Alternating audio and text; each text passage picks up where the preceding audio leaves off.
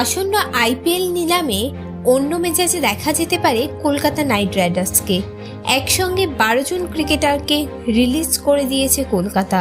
ফলে নিলাম থেকে সর্বোচ্চ 12 জন খেলোয়াড়কে তারা দলে নিতে পারবে, যার মধ্যে বিদেশি ক্রিকেটার থাকতে পারেন সর্বোচ্চ 4 জন।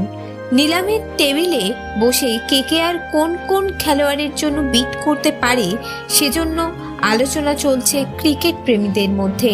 সম্প্রতি শোনা যাচ্ছে এক বিদেশি ক্রিকেটারের নাম।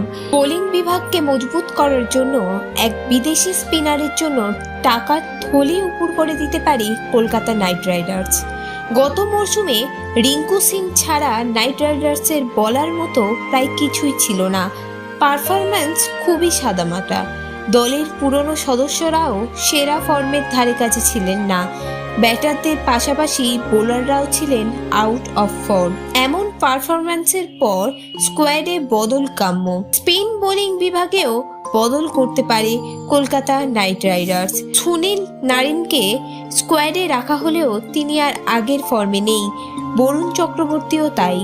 ফলত নাইটদের একজন ভালো স্পিনার দরকার বলে অনেকে মনে করছেন। উঠে আসছে হাসারাঙ্গার নাম।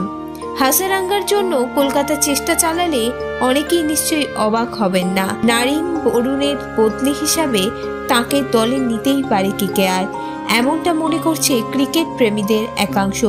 বলে দিই, এই মুহূর্তে কেকেআরের হাতে রয়েছে 37 কোটি টাকা।